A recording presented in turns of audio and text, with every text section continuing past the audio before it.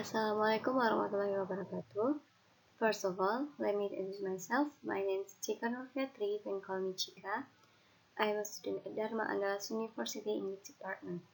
Okay, in this video, I want to presentation tourism in developing country.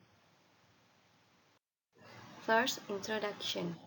Development is a concept which has many meanings. For most countries, it is seen as being essentially a measure of economic progress.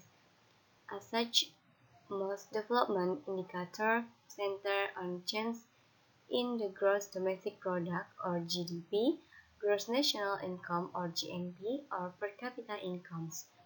It is recognized that these concepts are difficult to quantify, particularly in the developing world, as statistical data is scarce and usually unreachable. Gross domestic product is a measurement of what is product within the economy of a country. The concept of GDP per capita is simply the division of the GDP figure by the estimated population. And next, economic development and economic growth. It is important to make a distinction between economic development and economic growth. Economic growth is a quantitative measurement of increases in GNP or GNP per capita. It is a relative and comparative figure and tells us nothing about how the GNP is distributed within the country. It is a statistical measurement of economic change. Economic development, on the other hand, has a much wider interpretation.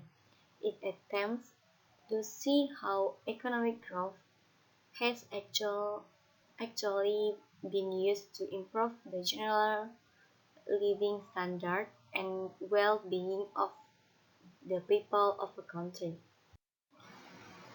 Next, developing countries definition and characteristic.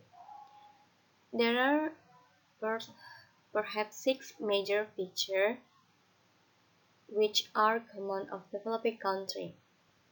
First, most have narrow research-based economies. Two, many are highly dependent on the export of primary products. Three, most require a large volume of imports from the industrially developed country. Four, as many are major exporters of basic primary products. Five, most have weak infrastructure, undeveloped manufacturing sectors, high unemployment levels, and a chronic shortage of capital. And six, many have very high rates of growth of population which jeopardize economic growth. Identifying these six common characteristics presents a very simple analysis.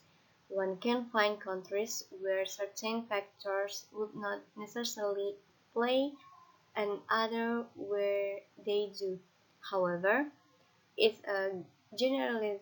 Most of the developing countries are characterized by this problem. The problems can be defined into three major areas. First, because of their low levels of development and because of their need for development capital, most developing countries have severe deficit on their balance of payments. Second, the lack of foreign exchange is a crucial constraint for many of these countries. Third, in addition to these basic economic problems, most developing countries, as noted above, are characterized by very rapid growth in population number and with the population being highly skewed to a high proportion of young people. Next, tourism in development. Although this is essentially a simplistic statement, it raises two questions. First, why should tourism be so regarded? And secondly, what is the role of tourism in economic development? In examining the first of this question, it may be surmised that there are several reasons which underlie Airbus assumptions. First, tourism is historically a growth sector, and two, the major generating countries for tourism are the developed countries of the world. 3. As an export activity, tourism has one great advantage over other forms of export.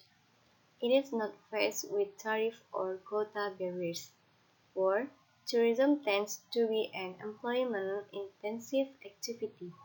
Many developing countries are located in tropical or semi-tropical zones and can attract tourists because of the quality of the natural infrastructure. 6. It is sometimes claimed that because a country will attempt to reflect its own tradition and culture in tourism development, there is a possibility to create a tourism industry which reflects local rather than international standards. 7. There also appear to be underlying factors which will support long-haul tourism. And last, summary. Although in world terms the biggest proportion of visitors still travel within Europe and within the USA, Canada and Mexico, and between these two regions, there is a defined growth in long-haul travel. As people become cultural, more curious, have greater levels of disposable income, and with attendant development in air transport, there is every reason to believe that this trend will increase, faced with a growing demand for visits to their countries. The, the onus must be on the developing countries to plan for their tourism sectors to ensure that the disadvantages are managed and minimized and potential advantages are achieved. Okay, I think that's all what I can tell you for this time. Thank you for attention and participation. Assalamualaikum warahmatullahi wabarakatuh.